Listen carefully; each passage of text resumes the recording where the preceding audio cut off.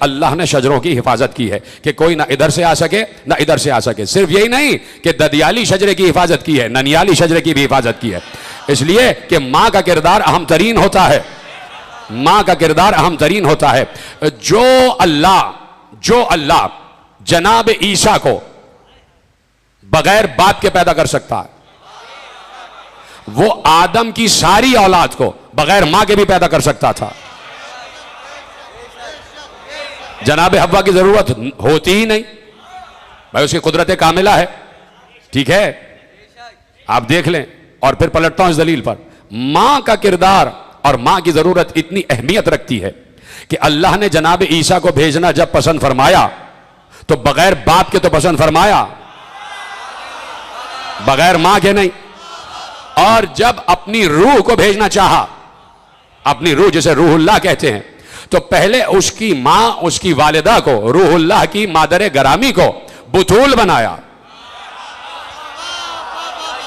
मैं क्या करूं, आगे वाले मेरे साथ दे रहे हैं, पीछे वाले भी बोलते जाएं। एक एक जुमला अहम है, मैं कोई आपके सामने पढ़ नहीं रहा हूं, कोई पेपर नहीं पढ़ रहा हूं।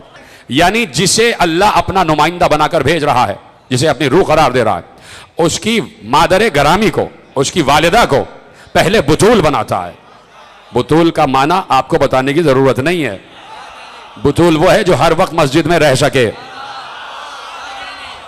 यह जुमला जनाब मरियम के लिए है, यह जुमला, ये तशरीह बुतूल की जनाब मरियम के लिए है कि बुतूल वो है जो मस्जिद में रह सके। लेकिन जब सैयदा की बात आ जाए तो बुतूल कहते ही उसको है जिसका घर ही मस्जिद हो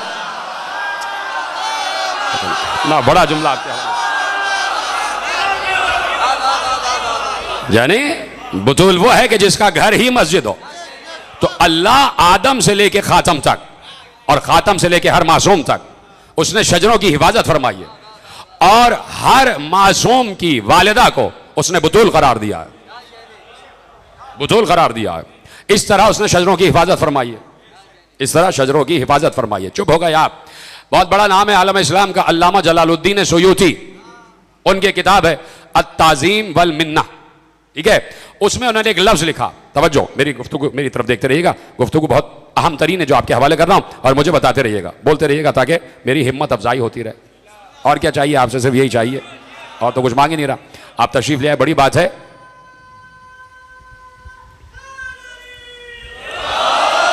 तो अल्लामा जलालुद्दीन सुयूती ने अत-ताज़ीम वल मिन्ना में एक रिवायत लिखी और पैगंबर की हदीस लिखी। इजाजत है पेश की जाए। पैगंबर ने कहा, लम यज़िलिल्लाहु युनक्किलुनी मिन अस्लाबिल करीमते वल अरहामिल मुतहहरते हत्ता अखरिजनी मिन बैन अबवै।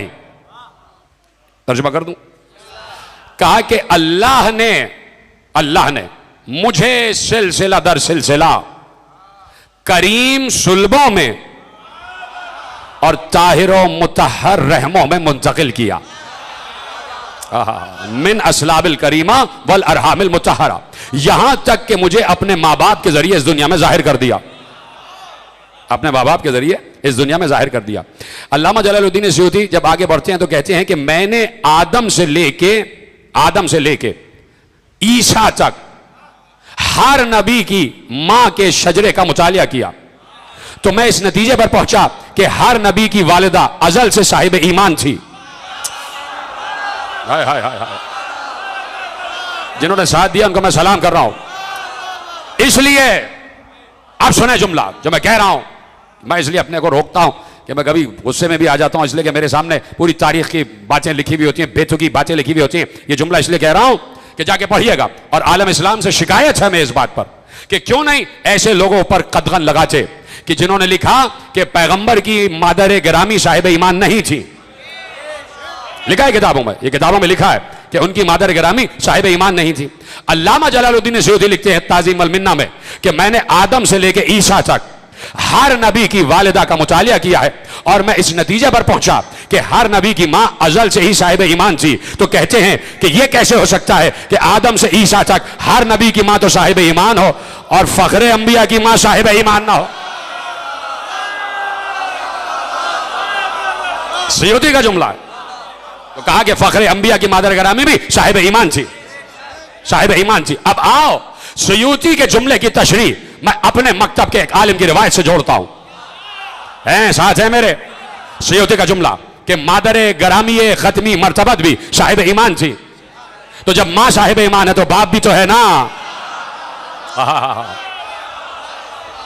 जब मादरे गरामी साहिब ईमान है तो पिदरे गिरामी भी साहिब ईमान है, अब्दुल्ला भी साहिब ईमान है। बोलिए हाँ या नहीं? अब्दुल्ला साहिब ईमान है, मां साहिब ईमान है, मां साहिब ईमान है। तो अब अब्दुल्ला भी साहिब ईमान है। अब्दुल्ला बेटा है अब्दुल मुत्तलिब का, तो बाप ही ने तो ईमान सिखाया होगा। और अब्दुल्ला भाई हैं अबू तालिब के। यह कैसे हो सकता है कि बाप एक भाई को तो ईमान सिखाए, दूसरे को ना सिखाए?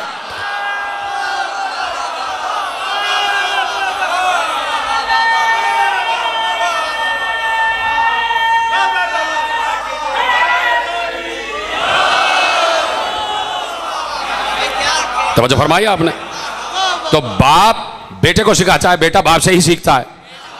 ठीक है, तो अब ये ईमान का सिलसिला है कि जो जा रहा है नस्लन बादा नस्लिन। तो मैंने कहा कि सयूती की रिवायत को मैं अपने मकतब की एक रिवायत से जोड़ रहा हूं ताकि मालूम हो जाए कि मां कौन है और बाप कौन है। तो जनाबे अबू जर रिवायत करते हैं। कौन? हदीस याद है ना अबू जर के लिए? और ये हदीस कब आई वो रिवायत आपके हवाले कर रहा हूं। जनाब अबू जर मस्जिद नबवी में दाखिल हुए, असहाब तशरीफ फरमा थे, और उन्होंने कहा कि आज मैंने अजीब बात देखी। देखिए, जनाब खत्मी मर्तबत की मादर गरामी जो है वो अबवा में है, मदीने के रास्ते में। ठीक है, और वहीं से करीब एक इलाका है जहां जनाब अब्दुल्ला की कब्र है। लेकिन अब मैं आपको मौजज़ा दिखा रहा हूं, मौजज़ा दिखा रहा हूं। अच्छा, हमारे यहां रिवायत मौजूद है कि, अच्छा चलिए रिवायत को 4 मिसरों में पेश कर देता हूं। यह हदीस है जो 4 मिसरों में पेश कर रहा हूं, और हदीस मीर अनीस ने 4 मिसरों में पूरी हदीस नज्म कर दी। खुर्शीद शरफ बुर्ज शरफ में होगा, जौहर मादन में दुर सदफ में होगा, मशरिक में कि मगरिब में उसे दफन करो, जो आशिक हैदर है नजफ में होगा। जब आप ज़ियारतों पर जाते हैं और वादी सलाम जाते हैं तो लोग आपसे कहते हैं, और खुद भी आप जाके कब्र का निशान बना देते हैं और उस पर अपना नाम लिख देते हैं। और यह बात तय है, हदीसों से साबित है कि कहीं भी दफन हो जाइए, जिसने वादी सलाम में अपनी कब्र बना दी है वो पहुंचेगा वादी सलाम में। कैसे पहुंचेगा यह उलिल अम्र का काम है, यह उलिल अम्र का काम है कि वो उसे कैसे पहुंचाता है। रसूल अपने दौर का उलिल अम्र है, और अब क्या होने जा रहा है? रसूल अपने दौर का उलिल अम्र है, क्या होने जा रहा है? मैंने बता दिया कि रसूल की मादर गरामी और पिदर गरामी की कबूर कहां पर है, आप सब जानते हैं। रसूल उलिल अम्र है, उलिल अम्र है। एक बार जनाब अबू जर मस्जिद में आके कहते हैं, मैंने अजीब बात देखी। कहा क्या देखा? कहा सुबह सुबह मैं घर से बाहर निकला, मैंने देखा रसूल अल्लाह सामने खड़े हुए हैं। रसूल अल्लाह अली के पास आए, अली का हाथ पकड़ा और जन्नतुल बकी में उस आखिरी गोशे में चले गए कि जहां पर ताजी ताजी कब्रें बनी हुई थी। एक बार रसूल अल्लाह अली का हाथ पकड़ा, मैं पीछे पीछे था।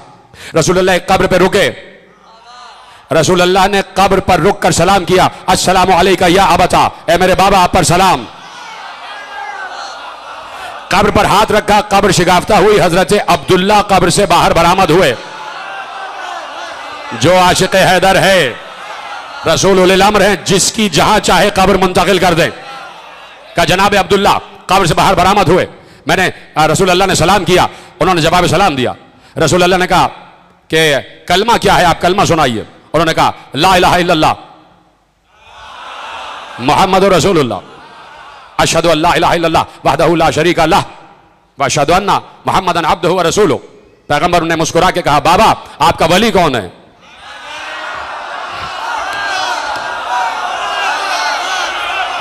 और मुस्कुरा कर कहा, ये अली आपका वली है।